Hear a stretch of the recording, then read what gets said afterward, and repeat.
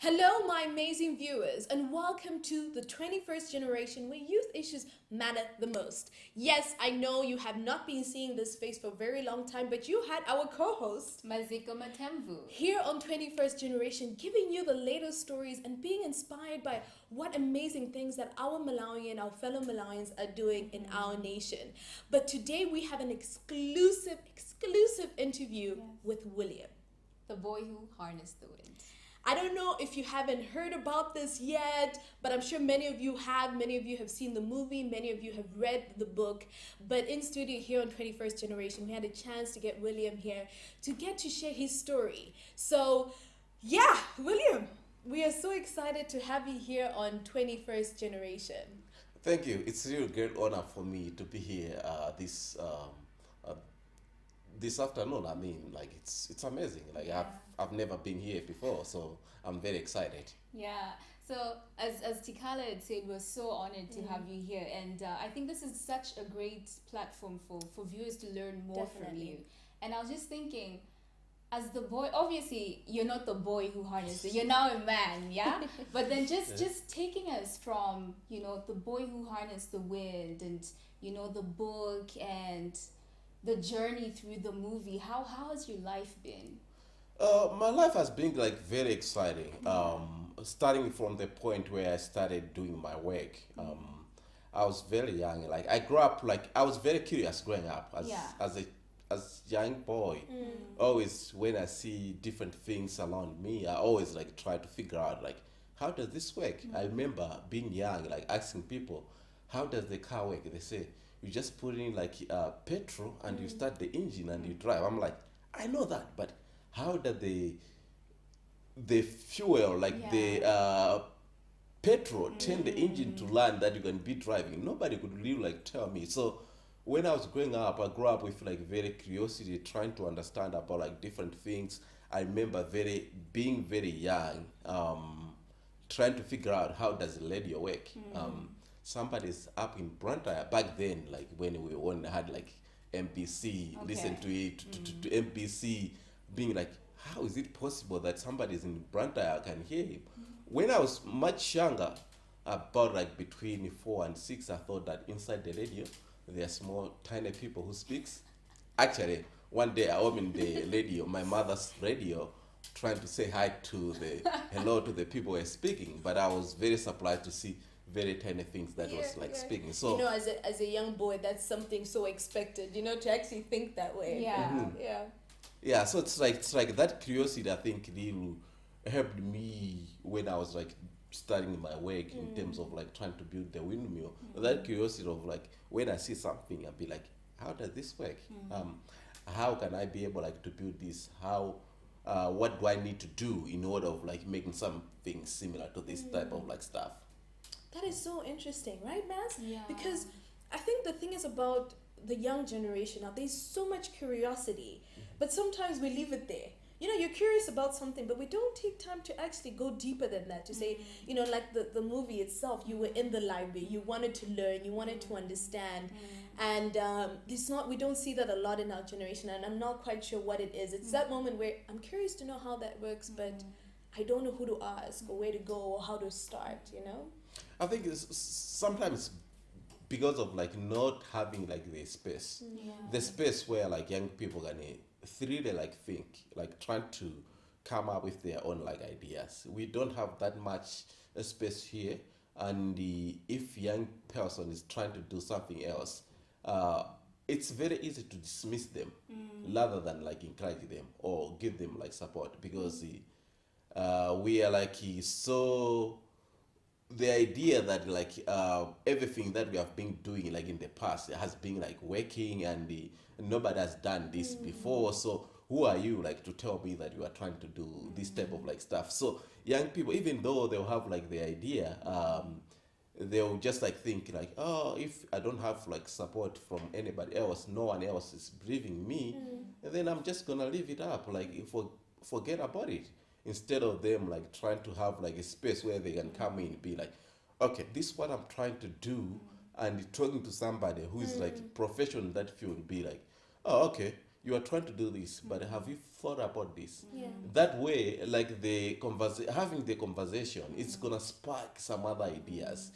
Moving forward, be like, okay, that's still like good idea, but I think you should think about this because this is what is gonna happen when you do this, and through that, like, it's gonna spark some other ideas that even as a young person didn't have into their own like mind, but it's that like conversation is gonna spark that that information to come out, like that can be able like to help them or to help their communities, or also like to help like Malawi in general. So William, I like how you talk about curiosity and the curiosity being nurtured. And in the movie, we see that curiosity for you was being, it was being fed and nurtured through the library, right? So from your perspective, I just want to understand, how do you think as a country, what do you think we should be doing to ensure that there are more of these spaces for young people to, to feed their curiosity, to consult professionals, to, not dismiss them as Tikalo was talking about earlier, but to just nurture that curiosity so that, to bring more innovative skills and solutions. Yeah. Beyond just like the library being Obviously now that you're back, you must have ideas. I think one thing that we can do, it's like to have like spaces that no idea is bad. Like any idea can go through. Like you can come up with like idea that somebody can look that idea and be like, oh, this is like a very bad idea. But somebody will be like, okay, wait a minute. I think this idea we can really like fix it like in this way because what you are thinking in that way. That is gonna really like spark like the conversation that it's gonna encourage even like more young people because I'm sure like there's so many like talented young people all over the country, but one reason why they are not coming up with the ideas is because there's no like space for them to grow, and whenever they are trying like to grow, like to go deep with the like ideas, there will be always like something that is gonna slow them down or like let them down, like being like, oh, you are just wasting your time. So I think we should do like either like through like schools, like in our like schools, also like promoting the ideas of you are learning, but also we should be able like to bridge the gap of like knowledge and doing. Yes. Because that's little like lacking. They are like talented like young people. Their all ideas like once I pass my exams, that's all. But okay, you pass your exam, but your knowledge, the knowledge that you got, like how can you use that knowledge even before you got into like university or you got a job? How can you use that knowledge to solve some of the problems that you are facing in your community or in your area, just like by thinking and trying to bring that up? I think we should be able like to also to encourage people about that. Like education, it's not only about like passing your exam and being able like to perform during exam or like to go further with your studies, but also like what you learn. How do you put that to use? How can you apply it? Apply it like in real life that you're going to be able like to solve a problem. I think that if we continue with that, it's going to really like help to solve so many like problems. Yeah. You know, William, you said something so interesting. Having to be at a place of saying, getting that knowledge and applying it. And I think about your journey. The time that you were reading the books, was it easy to actually understand the books you're reading? And also the same time, even having to take that knowledge and saying, okay, I'm reading this now, putting into action and building this windmill. Was it a one-time chance that you put the windmill together once and that was it? Or did you have to go trying it so many times before you actually got it right? I had like to try several times. Yeah. Until like it worked. And that's one of the things like always when you're trying to do some things, you're gonna face like some challenges. And being able to overcome that challenge to be able like to achieve what you are trying to achieve, that's what separates like people, different people who who are like trying to do like something. Sometimes you're gonna be, it's easier to give up than like continue. And when I was reading like the books they were much higher level than the level that I was, and I wasn't very good at English. Like my English wasn't that good, and the book were in English.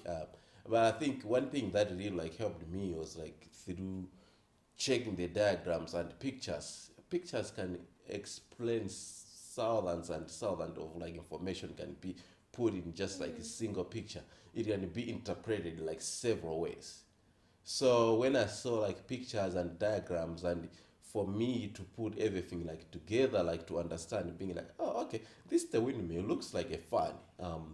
But when I was very young, I think around like 5 and 6 years old, I used to play with the pinwheels.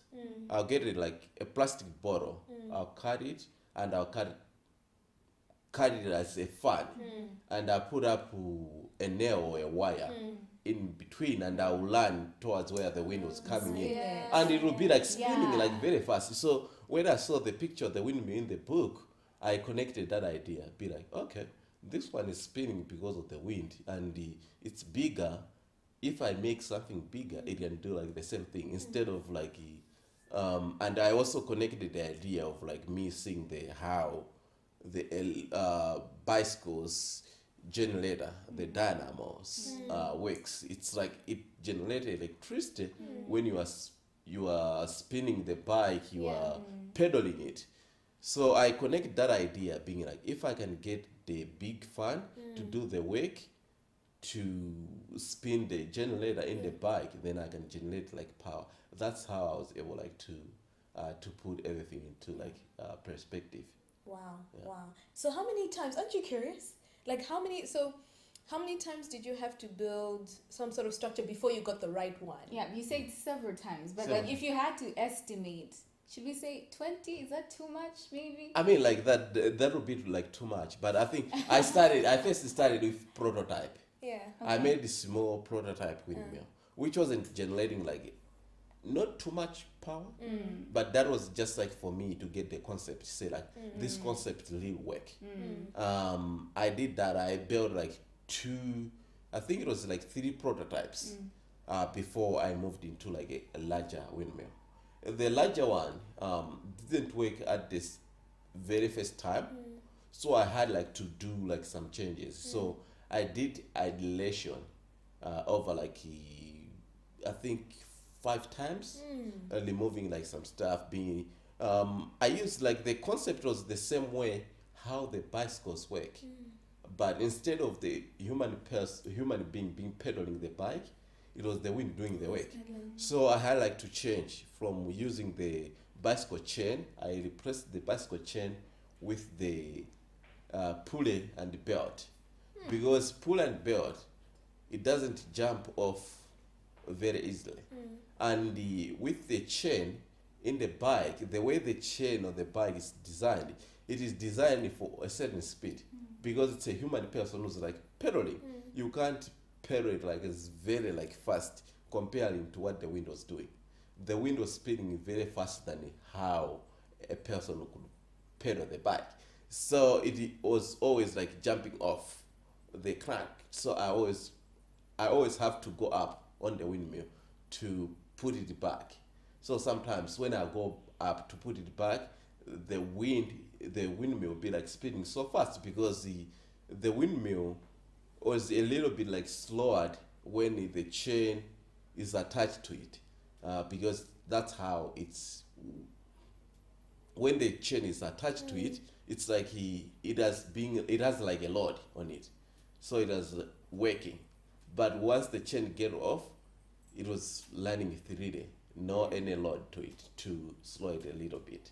So I had like to do that several times. That's when I had like to change, being like, okay, I'm gonna replace the chain with the belt, and I also had to do like the change. The other change that I had to do was the first windmill was pointing only one direction, where the wind was coming from. So I had to make the windmill which could search where the wind was coming from. So if the wind changed the direction, I hardly tell her that it was like spinning around, being like, oh, the wind is coming from this direction now. It will face that side, and it will be able like to work. Wow. I know. I'm also like, Wait, how old were you?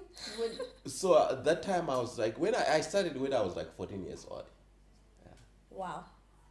Wow. It's, you know, you just hearing you explain all these certain factors that you had to look into and all the changes you had to do for someone who's 14 and having to be able to think through like that is really incredible. And having to try it 5 times, you said, and making all these corrections. You know, someone would have tried it once, twice, and be like, it's not going to work, and you give up.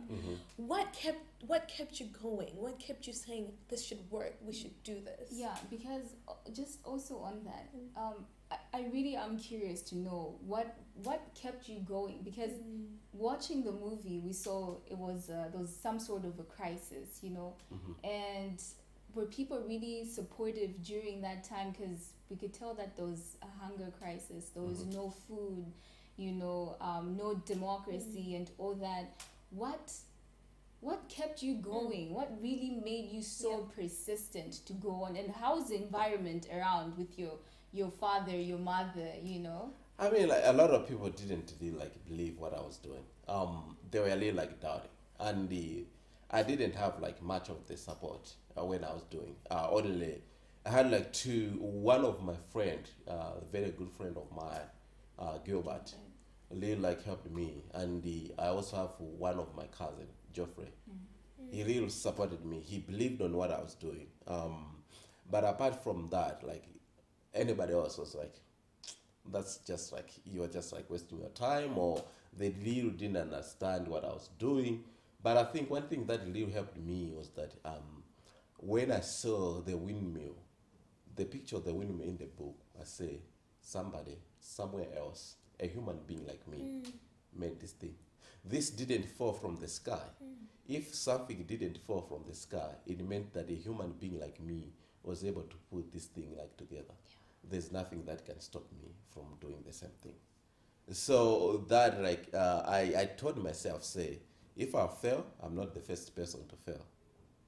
The people that they are successful today, at some point they faced some challenges, but they didn't really like give up. Like if I give up, I'm not gonna know the end results. But if I try, I'll know where I failed, and that's it. Like if I fail, it's okay.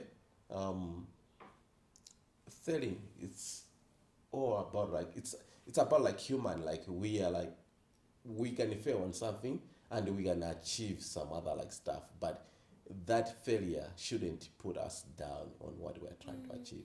That's the like helped me. So with what you said, what was the hardest moment for you? That hardest moment where you're like, ish, you know, how do I move beyond this? Did you ever have a moment like that? I did had like some moment where I was like very like tough. I think getting like the criticizing, that was like at some point was very like unbearable. Like to say, okay, although I know what I'm doing, I'm gonna like it was like overwhelming to see how much like people were like didn't believe what I was doing. I say, not all of your fellow young people in your age waste their time doing like this like useless. I think you have like grown up, so it's like when you are very young, you can be like playing like making toy cars with like wires, doing that. Nobody's gonna say anything, be like, oh, that's like a kid, should be doing that. But I reached the age where I should be at least like behaving like differently than anyone else. So but at the same time I was busy like doing this other stuff. That's why people were like, when are you gonna grow up? So I was like, I thought like I'm grown up like person now, but I was young, but I thought like I should be at least like being like respected on what I was like trying to do. It was very like challenging. So I think for me also, apart from like persistent, like little like knowing that somebody did this before, I can also do it. Also, my grandmother inspired me a lot. She's very like inspiration to my success today, and she still like inspires me today, because one thing that she did really like inspired me. You know, like here in Malawi, nowadays I think it's changing, but we always have this like division of labor, being like, oh, this for men, this like for women. Yes. Making like bricks, it's one of the work that is like very tough. People consider like men doing it. She started making bricks on her own to build like her own house, and a lot of people, they were like, why are you doing this instead of your husband? Her response, her answers really like inspired me. She said, when your cloth caught fire, you don't wait for somebody to put it off. She said, you're going to feel the heat, Yes. and you're going to try to put it off, and the other people can see, oh, this person is burning. Let's try like to help him like put off the fire. So it was referring that when you're in trouble, you have like a problem, you don't wait for somebody to solve your problem, because no one is going to know your problem. You know your problem very well than anyone else. Yeah. But when you are trying to solve your own problems, other people might see you that you are struggling, they can come along and help you. Yeah. So that really like inspired me that even if I have like, it doesn't matter how much challenging I'm facing, I should always try to find a way, a solution to solve that problem, rather than just like sitting and complaining, waiting for somebody to come in, because maybe they might come in or they won't come in. So what do I do when they don't come in? Am I just gonna sit around and complain throughout my life? No, I have to do something. That really like inspired me. I say, in anything that I do, I should always like try to find the ways, how am I gonna solve this problem? Yeah. How am I gonna be a solution to it? You know, even as Maz and myself are hosting this, it's so inspiring to hear your journey, and you know, even the viewers watching. I think so many of us have been at that place where we always are looking for someone to solve our problems, but what are we ourselves doing about our own problems and taking action and initiative to do something about that? And you know, Maz, earlier on we were just talking about the windmill project, right? And yeah, I think just to know more about that now, because I know it started off there and now there's a windmill project. Perhaps you could tell us more about that? Yeah, so I first made that windmill that was generating power, and now I have like this moving windmills project that I'm working, trying to do so much works in here in Malawi and also like in Kasungu. Several works that I'm doing now is trying to put together. I design well drilling machine, very simple, that I'm educating some other people in some other communities how to drill their own well, and also how to install water pumps that they can be able to get water like for free. That's one of the projects. But the main project that I'm working on like right now, I'm trying to set up the innovation center. The innovation center that is gonna allow young people who have like an idea to come and work with me. I'll connect them with professionals in any field that they are trying to do, to come there and do their work. I'm trying like to focus some areas that I'm trying to focus into is like into agriculture. Here in Malawi, we say like large percentage of the population, they are farmers, but we're still like each and every year we're still like struggling to feed our own like population. You see, it comes like this month it's better, but last month like February, everybody knows like here in Malawi, February is like hunger season. Like, why are we struggling while we have like 80% of the population like farmers? Why are we struggling? It's because the way we do our farming is not like very efficient. It's somebody can be able like try like to plant the soybeans. If you are doing it by yourself, to plant one by one, that's a lot of work. You can spend almost like a week doing that. If somebody designs a simple planting machine that you can use within a day, you are finishing, and the other time you are doing some other stuff, that will make it like even like farming like easy. I'm trying like to find the ways how I can convince young people in the rural areas instead of like saying, oh, we're gonna move to Lilongwe, without like really knowing what job they're gonna seek in Lilongwe. But how can we be more effective, more efficient when you are in the rural areas, in like farming. I want to make like farming more exciting to young people, that they'll be able like to work with me, design several farming tools, and not only like farming tools, but several other like stuff that they can work with me to just like design, to build up like some stuff that will help them to solve problems that they are facing to their community. That I'm really like trying to focus on that. The other reason why I'm focusing on putting up innovation center is because I know there are so many talented young people, but Exactly. their knowledge don't go anywhere because there's no any space for them to grow, like to build up on their own like skills. Yeah. And when I was building my windmill, when I started, nobody really could believe on me or could support me. But the innovation center is gonna allow anybody to come in. No idea is bad. Every idea can come in, being like, okay, we're gonna work with this idea, Yes. and trying to work with everybody, trying to lead, trying to be having like a solution towards several problems that people are facing. That's incredible. That's really incredible. Wow. I think viewers that have been watching, I was hoping we would have this show go on for a little bit longer, but unfortunately 21st generation is only 30 minutes, but 30 minutes of impactful and inspirational information and experience being shared by William himself here on 21st generation. Maz, aren't you inspired? I am. I am. I'm so speechless. So speechless. I am.